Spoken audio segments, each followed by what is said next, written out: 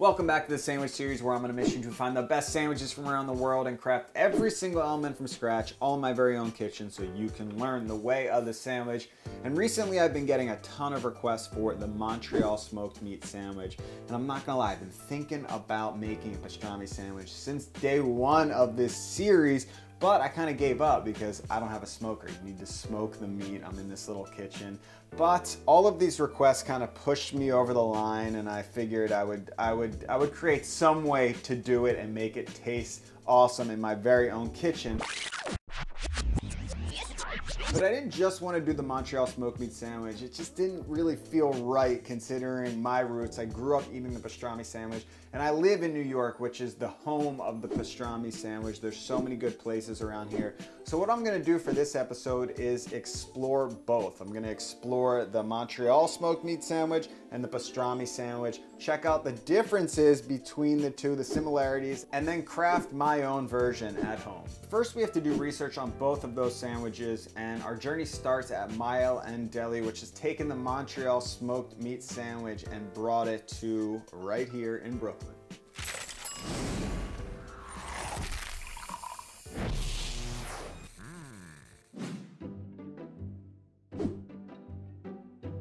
So both smoked meat and pastrami originate from Romanian immigrants to Montreal and to New York, and it's inspired by a meat called pastrama, which is a smoked goose product.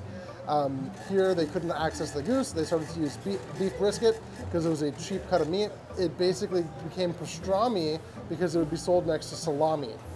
So they'd say pastrami and salami instead of pastrama and salami. The term smoked meat really comes from the French term viande fumée, which is just what the local French people called this smoked meat that the Romanian immigrants were making that they enjoyed so thoroughly. So Mile End is a neighborhood in Montreal, much like the Lower East Side.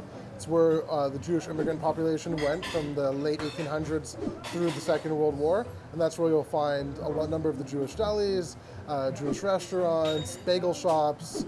They're all in the Mile End neighborhood. The biggest difference between pastrami and smoked meat is that pastrami uses just the fatty piece of the brisket, the decal, and smoked meat uses both the decal and the flat. And you guys, you dry cure.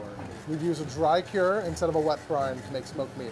It imparts a little more flavor, a little more garlic, a little more herbs, just a little stronger of a flavor. So how we make our smoked meat is we start with a whole brisket. We dry cure it for about 12 days. We rinse it off, put our special dry rub on it, basically pepper, coriander, and a few other secret spices. And then we smoke it for 10 hours over hickory and steam it for 2 to 3 hours before it's finally ready. Really basic, just ground deli mustard and fresh rye bread.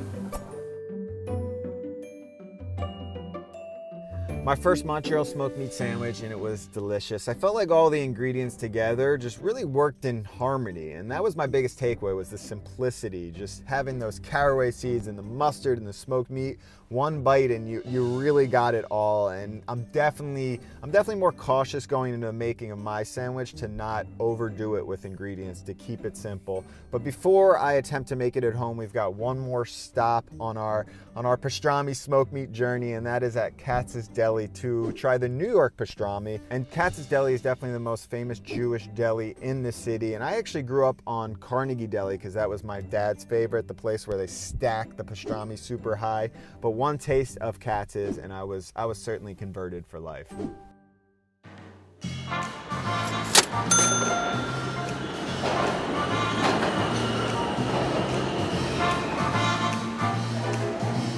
Right when you get off the subway, you should be able to spot the big ass sign right there. It's impossible to miss. So one thing about Katz's Deli is because it's so legendary that they can pretty much do whatever they want, and ordering a sandwich is a little confusing, so you're going to want to follow these exact tips. First, you're going to get a ticket and make sure you do not lose this thing. That is your lifeline. That is how you're going to pay at the end. Then you're going to pick an actual cutter line, and these are the people that are going to prepare your sandwich. So you're most likely going to be waiting in line for a few minutes depending on the time of day. And while you're doing that, you can pick from the menu exactly what you want. Of course, we're going for the pastrami on rye, and I would get this even if it wasn't for the video because it is my favorite. And then while you're waiting, they're generous enough to give you a little sample of what you're gonna get. So you're definitely gonna wanna eat that while you're waiting. Then he's going to slice up and prepare your actual sandwich. Oh yeah, it comes with pickles as well, and these pickles are some of the best pickles I've ever had. Now you're gonna give him your ticket and he's gonna mark down exactly what you got. Then go pick a spot in the restaurant and eat the shit out of your sandwich. And you know, Katz's is always a gem. I love the thick cut, and yeah, it's not really as fatty as the Montreal smoked meat sandwich because they are using the leaner part of the pastrami, but I don't mind it. This is just such good meat right here, and it really makes a perfect sandwich. Also, just the atmosphere alone in there is incredible and worth checking out. It's been there since 1888, and there's good reason. The sandwich is really that good that it's been open for over a century. So if you happen to not finish your sandwich, which is quite possible since it's massive, you can have them wrap it up, and this is a great time to potentially order extra pickles since they are so delicious. So now you're gonna walk to the register back at the front of the restaurant and pay with that initial ticket. So that is why you have to hold on to it the whole time.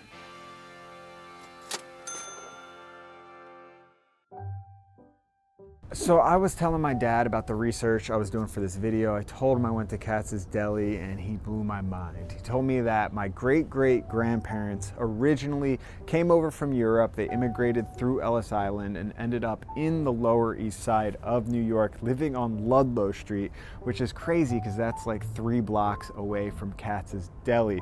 Katz's Deli opened in 1888. They immigrated over in 1905, so most likely, being Jews, they were probably eating at Katz's Deli on the reg. At least I hope. That's like the vision I have in my mind, and it just makes this video even more special. So I'm feeling very full on smoked meat, but also pretty informed on the differences between the smoked brisket. But before we get into making that at home, first we're gonna dive into the bread, and it's gotta be rye bread. Both sandwiches use rye bread, and because I'm a sourdough addict over here, we're gonna make some sourdough rye bread. And I'm not gonna dive too far into making it just because I have a course, an entire course coming out on this in 1 week. On November 14th, my sourdough course drops, and it's only open for 5 days of enrollment. So there are over 50 videos in my bread making course explaining how to make sourdough at home. And also, if you click the link above or in the description and you sign up now for the early access list, you get 3 live bonus bread courses where you can be cooking or baking along with me. Now, there are 2 details that I do want to discuss about making rye bread at home. And number 1 is rye flour. So of course we're going to be incorporating rye flour. I'm going to be milling some of my own from these rye berries that I have. And when you go to incorporate the rye flour into your actual dough, you don't have to, make it 100% rye. Rye actually doesn't rise that much at all. There's not much gluten in rye. So you're just trying to add enough for flavor, maybe, 10 or 20% rye. And also rye is very sticky, so it can be tricky to work with, especially with sourdough. So you don't want to overdo it.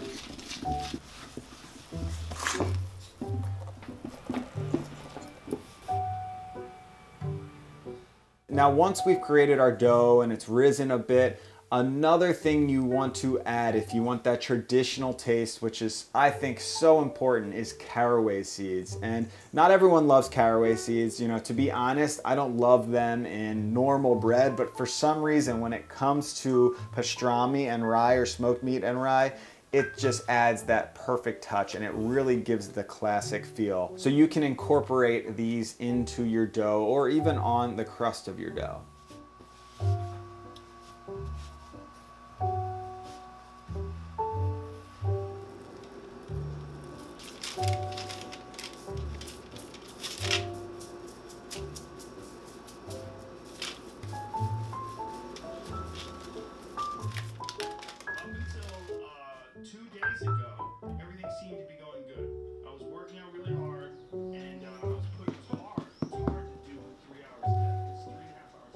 So now we have some beautiful rye bread for our sandwich. We can move on to the star of the show, which of course is the smoked meat. But before we get into that, we've got to get ourselves some brisket. And you know, why not learn a ton about brisket as well? So let's head over to Fleishers and have a little talk with our friend Ansel. Brisket comes from the front of the cow, which is why it's used so often in kosher cooking. All kosher meat must come from the first half of the animal, so brisket is perfect. It's cheap, it feeds a lot of people, it's really big, and it's always going to be kosher. That's why you see it so often in recipes for like Passover or pastrami, or a lot of traditional Jewish smoked meat dishes. There are two sections to the brisket. There's the first cut, also called the flat, and the second cut, also called the point or the decal. The second cut is often preferred for smoking dishes because that fat protects the meat. The first cut's great for braising dishes because it's got a little bit less fat, and it breaks down in a slightly more pleasant way after cooking in liquid. Smoking is a fantastic way of cooking meat over a long period of time very slowly, so those tough connective tissues that are apparent in things like brisket or short ribs or chuck break down very slowly, and it keeps the meat more moist. Brisket's perfect for sous vide because it takes up less space than a smoker, it's more economical than a smoker, and you end up with a very similar result. When you sous vide brisket, if you're wanting to do a traditional smoked meat style brisket, I do it at 155 degrees Fahrenheit for about 24 to 36 hours. After you finish the sous vide process, you'll put it in a 300-degree oven for about 2 hours until a really thick bark begins to form.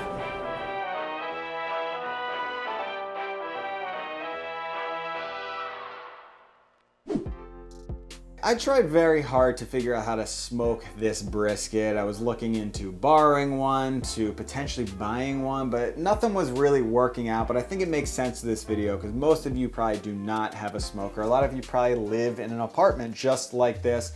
So I'm borrowing a tip from my friends over at Chef Steps who created this incredible indoor smoked brisket recipe that doesn't use actual smoke at all, and I'm converting that over to pastrami with just a few, actually just one extra ingredient really, and it all starts with a wet brine. So the difference between the Montreal smoked meat is you have the cure, the dry cure, and then pastrami uses the wet brine. So we're going with the pastrami technique, and it starts out with 1 gallon of warm water for a 4-pound brisket. Then add in half a cup of salt, half a cup of sugar, and then your most important ingredient in this brine, which is your pink curing salt, which you're gonna add about 2 tablespoons in. And when you see the smoked meat or pastrami, it's got that nice pink color all the way through, and that comes from the actual pink curing salt penetrating through the entire brisket. 4 to 5 garlic cloves smashed with the skin on. Then I add my spices, which is just a mix of black peppercorns, coriander seeds, mustard seeds,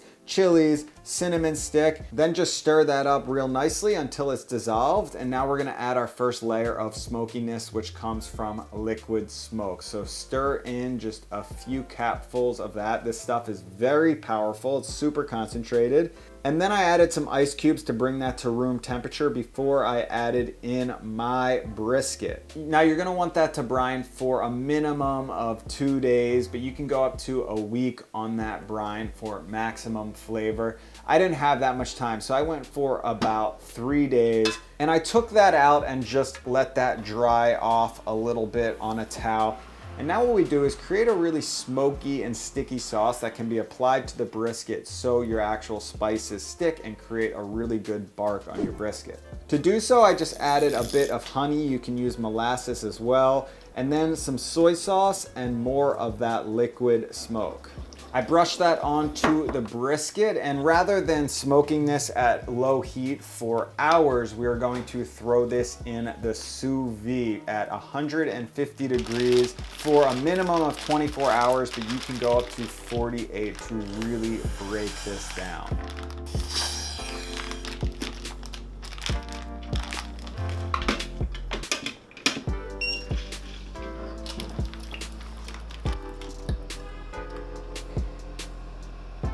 So in the meantime, we're gonna make a homemade spice rub that's going to create the outside bark of your brisket. So we're gonna take a spice grinder, add some black peppercorns, some coriander, some mustard seed, a little bit of dried garlic, some chili peppers, and some salt, and then just grind that up.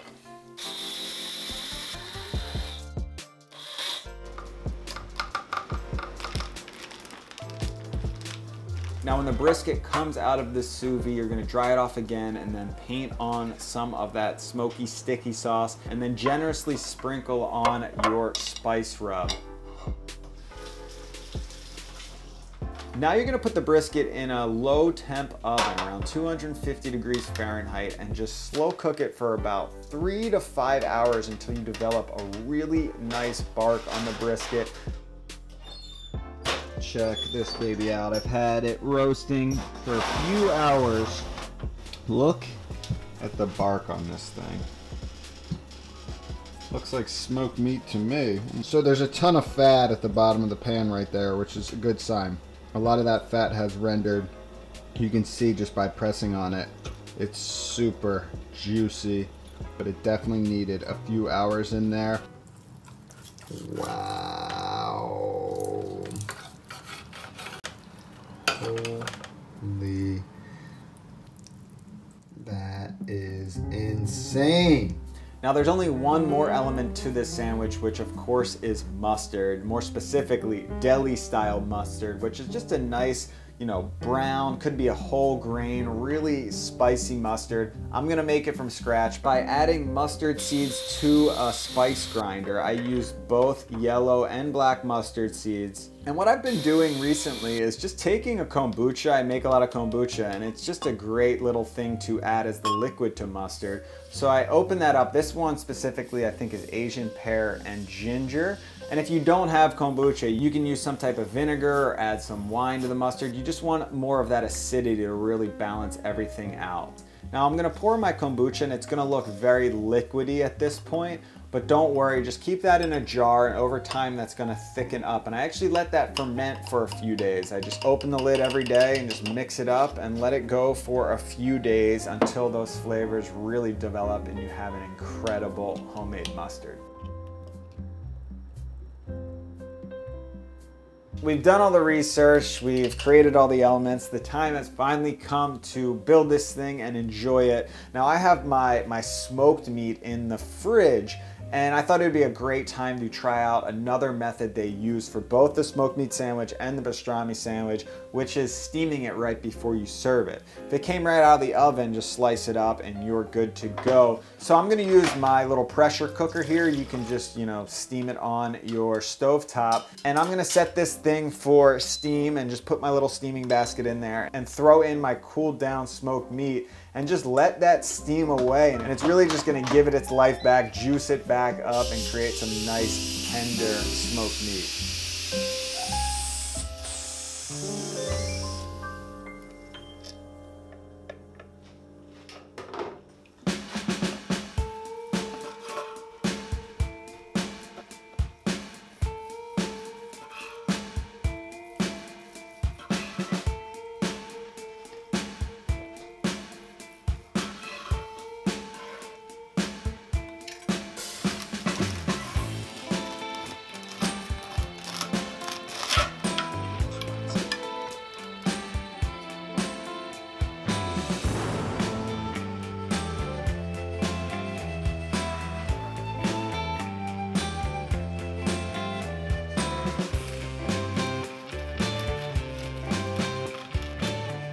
Super official taste test right now, but you're crazy if you think I haven't been snacking on pieces of the meat. I've eaten the bread, I've had the mustard, but everything together, here we go. It's got the feel of a real pastrami sandwich. I'm surprised. The sourdough is nice and soft, and the feel of it is working perfectly for the sandwich. So here we go.